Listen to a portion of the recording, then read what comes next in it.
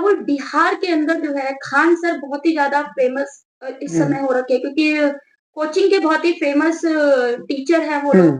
तो क्या जो है ये पूरा मामला है, उसके बारे में थोड़ा हमारे दर्शकों को नहीं, बताइए? बिल्कुल, अगर मैं आपसे बात कहूँ तो ये खान सर का जो मामला है, वो खान सर का मामला नहीं है, मामला पूरे देश का है।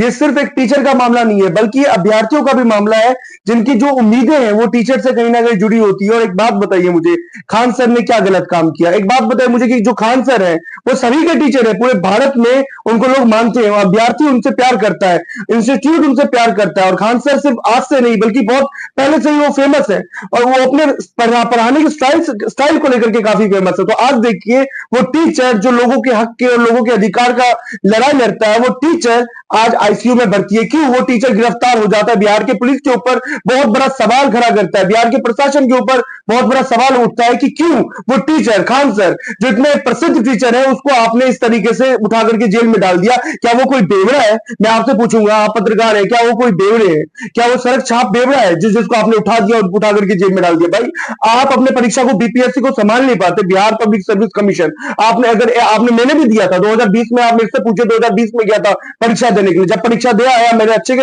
उसके बाद क्या होता है? परीक्षा लीक हो जाता है। लीक कहां होता है? ये सिस्टम में क्या है जो बीपीएससी लीक हो जाता है और यूपीएससी लीक नहीं होता? अगर आपको बीपीएससी नहीं समझती तो मैं ये कहूंगा ना कि आप आयोग बीपीएससी को निरस्त करके यूपीएससी में शामिल कर दीजिए। यूनियन पब्लिक सर्विस कमीशन को बोलिए कि हमारे स्टेट के अंदर परीक्षा ले। जब आपका परीक्षा लीक हो जाता है, सोचिए उन अभ्यर्थियों के ऊपर क्या बीतता होगा। अरे, इनके नेताओं के बच्चे जाते हैं क्या परीक्षा देने के लिए? क्या नेताओं के बच्चे बीपीएससी देते हैं? क्या नेताओं के बच्चे डीएम कलेक्टर बनते हैं? नहीं बनते, क्योंकि वो एक परीक्षा में देना ही नहीं चाहते। बल्कि परीक्षा ये जो लीक करके ये क्या एक साबित करना चाहता है? बिहार बीपीएससी हमेशा से लीक होता है। और आज देखिए, बीपीएससी अपने पैटर्न में जो बदलाव कर रहा था, जिसमें नॉर्मलाइजेशन किया जा रहा था, जो अलग अलग, पहले आपने गौर किया होगा, जब आप बीपीएससी देने के लिए जाते होगे तो एक ही प्रणाली के अंदर होता है, यानी कि एक ही शिफ्ट में पूरा पेपर खत्म हो जाता है। यानी कि जितने भी बच्चे थे 20 लाख 15 लाख, वो एक ही शिफ्ट में खत्म करते पेपर। लेकिन अब उन्होंने नया पैटर्न क्या जोड़ा कि भाई हम तो 2 शिफ्ट में पेपर लेंगे, 2 शिफ्ट में भी पेपर लेंगे।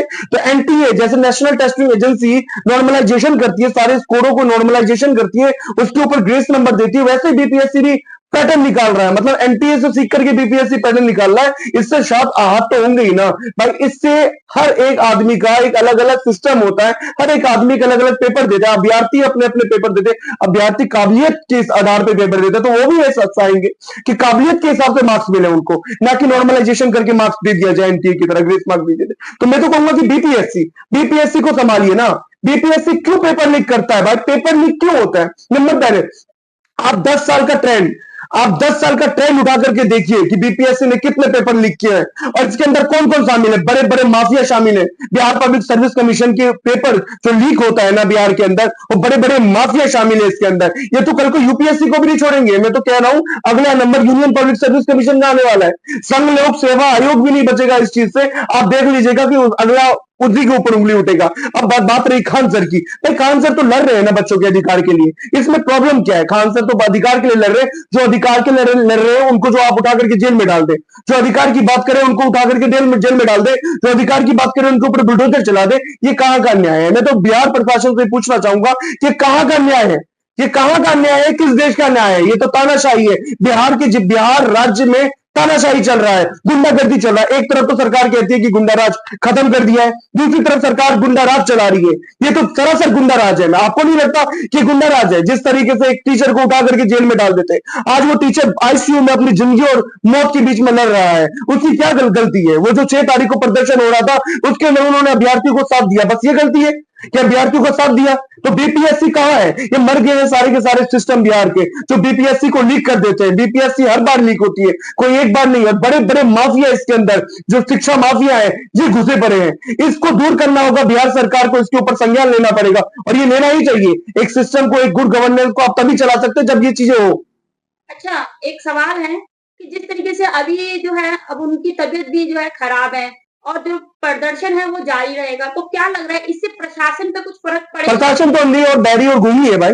प्रशासन किसी भी स्टेट की हो, प्रशासन नहीं है। जो गांधी जी के 3 बंदर थे ना, गांधी जी के 3 बंदर आपने देखा हो ना कि बुरा मत देखो बुरा मत करो, प्रशासन से, प्रशासन ने अपने आप को वैसे ही बिहार के प्रशासन ने अपना लिया है भाई। वो कुछ देखना नहीं चाहती, कुछ सुनना नहीं चाहती, और जो बोल रहा है उसके ऊपर बुलडोजर चला दो, या जो बोल रहा है उसको जेल में डाल दो। प्रशासन तो मर चुकी है। आप पर किस प्रशासन की बात कर रहे हैं, किस एडमिनिस्ट्रेशन की बात कर रहे हैं आप? और आप बात कीजिए ना, वो प्रशासन तो मर चुकी है। प्रशासन ने कभी अभ्यर्थी को नहीं देखा। क्यों क्यों नहीं देखा अभ्यर्थी को?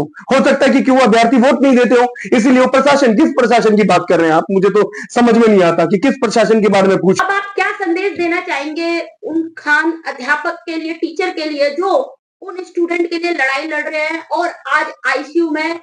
मैं तो एक ही बात बोलूंगा कि प्रशासन के ऊपर उम्मीद छोड़िए, और प्रशासन के ऊपर उम्मीद हटा करके खान सर को डटना पड़ेगा, खान सर को उठना पड़ेगा, और एक हिम्मत करनी पड़ेगी, एक आखिरी हिम्मत करनी पड़ेगी। जो चाह रहे हैं कि भारतीय बीपीएससी जो है, वो चाह रहे हैं कि बीपीएससी में बदलाव हो, वो चाह रहे हैं कि बीपीएससी एक सुरक्षित बने भाई। वो पूरे बच्चों को पढ़ाते हैं, वो इंस्टीट्यूट में पढ़ाते हैं, वो बीपीएससी की तैयारी कराते हैं। तो मैं एक ही चीज बोलूंगा कि बीपीएससी की तैयारी कराने वाले उठो और उठ करके उन अभ्यर्थियों का साथ दो जिस अभ्यर्थियों के खिलाफ आप लड़ रहे थे, जिस अभ्यर्थियों को लेकर के लड़ रहे थे। एक बार आपको उठना चाहिए आईसीयू से, और एक बार आप उठ करके इन बीपीएससी का सिस्टम आप बदलो और चेंज करो।